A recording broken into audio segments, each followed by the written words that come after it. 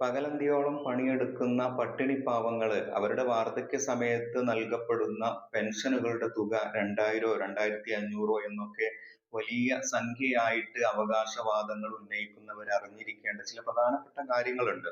ഒന്ന്, ഇന്ത്യൻ സമ്പദ് വ്യവസ്ഥയിലെ വരുമാനത്തിലെ നല്ലൊരു ഭാഗവും അവരുടെ അധ്വാനത്തിന്റെ നികുതി പണങ്ങളിലൂടെ ഉണ്ടായിട്ടുള്ളതാണ് എന്ന് നിലനിൽക്കെ തന്നെ നമ്മുടെ മുൻ പ്ലാനിംഗ് കമ്മിറ്റി ഡെപ്യൂട്ടി ചെയർമാൻ ആയിരുന്ന മുണ്ടെ സിംഗ് ആലുവാലിയ പറയുന്ന ഒരു കണക്ക് കൂടെ പരിശോധിച്ചു കഴിഞ്ഞാൽ ആ ഒരു പ്രയാസം അങ്ങട് തീർന്നു പോകും.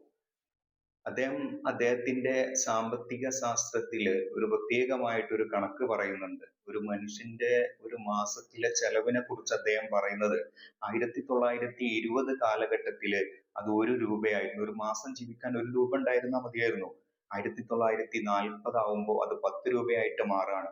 60കളിൽ അത് 100 രൂപയായിട്ടും 80കളിൽ അത് 1000 ആയിട്ടും 2000-ല് 10,000 രൂപയായിട്ടും മാറുക. 2000-ൽ ഒരു 10,000 രൂപയൊക്കെ ഉണ്ടെങ്കിൽ ഒരു ആവറേജ് ഫാമിലിക്ക് അവരുടെ ജീവിത ചെലവുകള് ഒരു മാസത്തേത് മീറ്റ് ചെയ്യാൻ പറ്റുമായിരുന്നു. 2020 ആവുമ്പോ അത് 1,00,000 മാറുകയാണ്.